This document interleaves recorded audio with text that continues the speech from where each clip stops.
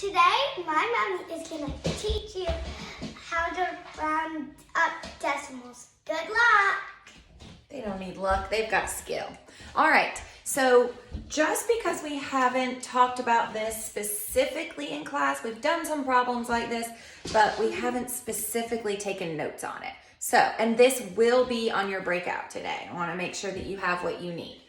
Rounding decimals is just like rounding whole numbers, okay? So you're going to read whatever your number is. In this case, your number is 13 and 728 thousandths.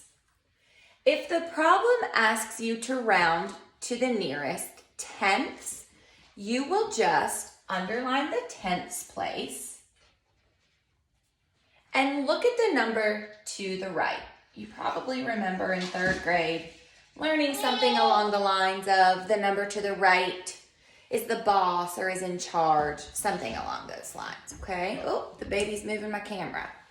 Be careful, Bessie. The number to the right is a 2. Anything below a 4 and below, 4, 3, 2, 1, or 0, the underlying place stays exactly the same because it's closer to a 7.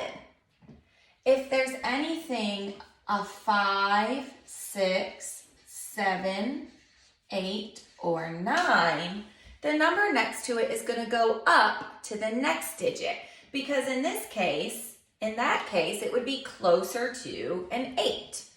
All right, so in this problem, the number to the right is a 2.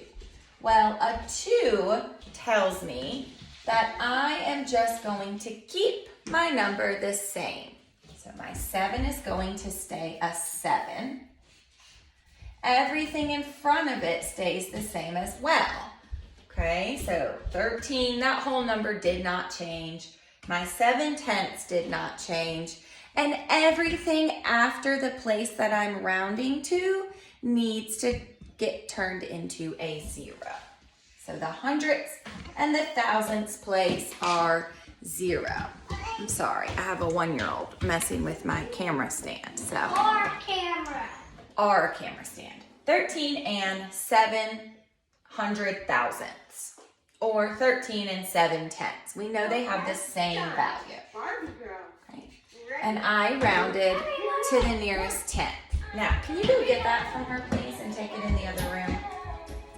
Now, if I want to round to the nearest hundredth, I'm going to do exactly the same thing, except this time,